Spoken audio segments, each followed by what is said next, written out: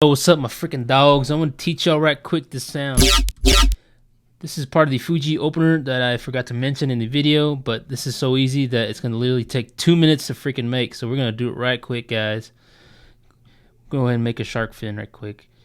Dude, this freaking Fuji stuff, man, it's getting pretty annoying. I don't know about y'all. I just need to get it out of my hard drive, know what I'm saying? But yeah, just shape it like this, guys. Trigger it, half rate it, throw on the volume, and we're gonna put a analog sine wave. Dude, if you're not making Skrillex sound or trying to make a Skrillex bass, you need to start with an analog wave to make any type of harmonic bass.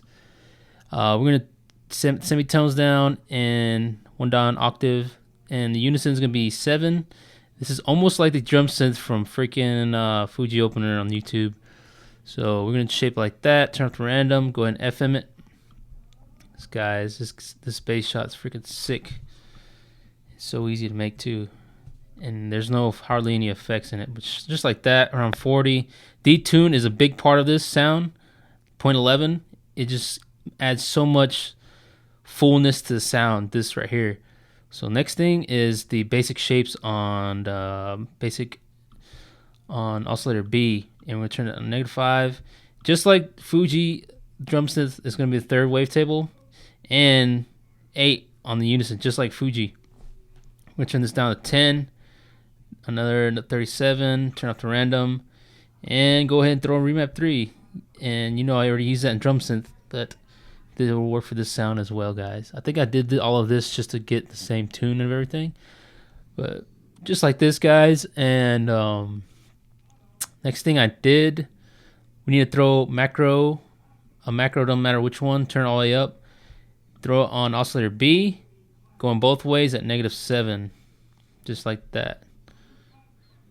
And next thing, last thing, this video is about to be over.